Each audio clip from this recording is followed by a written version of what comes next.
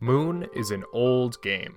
It came out on the PlayStation in Japan during October 1997. So, why am I writing this review almost 23 years later about an English version? You can thank the kind words of Undertale creator Toby Fox told to the game's writer, Yoshiro Kimura, for that. After the success of Undertale and Fox's kind words noted, Onion Games finally went through with translating and releasing the game on Switch. Does it hold up after all this time, though? I think Moon is a very distinct game that has interesting things to say about gaming as a medium, even more than what it inspired in Undertale, but it definitely shows its age with gameplay that feels even older than the PlayStation era. The story of Moon is where it shines the most. You play as a boy playing an RPG called Moon. In this game, within the game, you defeat enemies and make your way to the end quickly, but then your mother tells you it's time for bed just as you start fighting the final boss. The boy heads to bed, but soon finds himself stuck in the world of that RPG, this time as someone outside of the hero. The hero has been slaying all of the animals around the world, and it's your job to find their souls and catch them so that they can be brought to the moon, earning you love in return. You have to get as much love as you can from NPCs, animal souls, and other events, then you have to get to the moon somehow and open something called the Door of Light.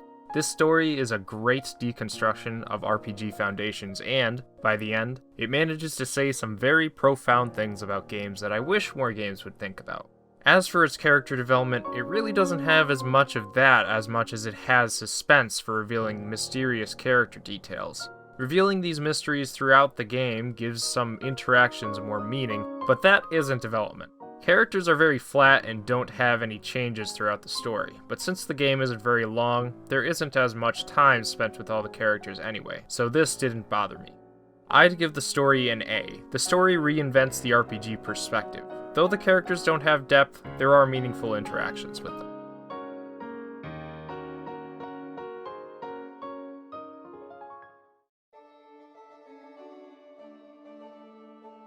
The graphics of Moon are so inventive. The 3D modeled backgrounds definitely have aged and remind me of a couple games I've played from that time, Harvester and Final Fantasy VII, but Moon's backgrounds don't feel as aged as they do in those games. The character sprites and animals all feel like they belong in this kind of world. They have distinct colors and designs, including the especially colorful and lively protagonist. The animal designs are all clay models that were photographed and made into sprites, and it really shows. They each stand out so well from the standard characters and have their own cute clay style.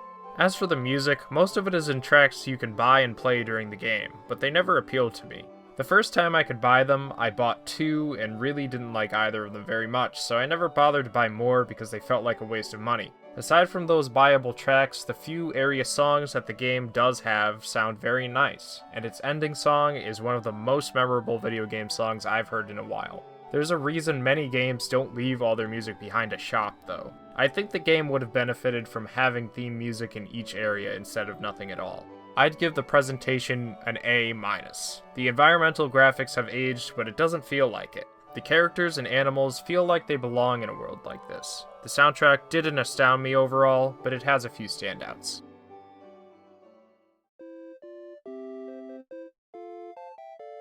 When it comes to gameplay, Moon is much less modern than its other aspects. Mostly, you find an animal's body, you figure out how to find that animal's soul, then you catch the soul. But you also have a time limit each day, so you can only do so much before tiring yourself out and needing to sleep.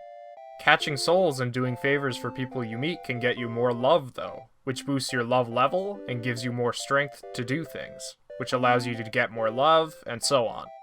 This gameplay loop is satisfying and incentivizes exploration very well, but many of the things in between are cryptic and not very interactive. First, the walk speed is slow, and has the same repeated stepping sound effect, and in a game that's based on travel, this makes everything very tedious very quickly. For some reason, run buttons were a rarity at this time, and despite being forward-thinking in other ways, this game is no exception. This is just where things begin to get tedious, though. Some tasks and souls require you to wait for certain times of day. These days aren't real time, though. The game has its own days that happen pretty quickly. Every NPC and animal soul in the game operates on a schedule that influences where they are at each time on each day. When a task only happens at a certain time of day or a day of the week and you don't have anything else to do for that open time, you have to sit and wait for these things to happen, sleep over and over until it's the right day, or when you're a lower level, you need to plan your entire day around traveling to and from that task. This makes the game very hands-off at times when you're waiting for something to happen and it gets boring. The walk speed and wait times aren't great, but what I really disliked most were the extremely specific puzzles. The crypticism of this game seems so dated that it feels like it was designed in the Famicom era. It felt like Takeshi's Challenge levels of absurd. For example, one puzzle requires you to learn a language's words, write them down, translate the messages of villagers that speak that language, find the items that they need, then use the items specifically how they told you to in a quick enough time, then you have to go find all those items and do that again later. Other moments like this ruin my time with the game, so if you're not patient, this might turn you away from it very quickly. To be fair, the game does give you clues about how you should do these things, but it takes a long time to figure that out, and it takes an even longer time to actually do them.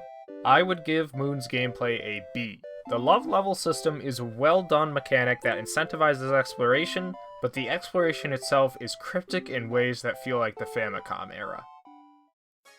Moon isn't for the faint of heart or of mind. This game's going to need you to love it for you to make it all the way through some of its old-fashioned parts that try your patience. But it's in return for a world that is filled with love to find and a story that ponders the foundations which RPGs and games in general were built on. I think whether someone finishes this game or not will depend on how much love they're willing to give it, and for me, I felt plenty to spare. I loved experiencing the world and story of Moon despite my gameplay issues with it. I'd rate Moon as an A-. Thanks to Onion Games for the review copy of Moon. If you enjoyed this review, leave a like and subscribe for more. You can back us on Patreon by using the link in the description below. Thanks to all of our patrons for their support. Let me know what you thought of this review in the comments below. This is Cody Nokolo signing off, and with that, always remember to return to the source.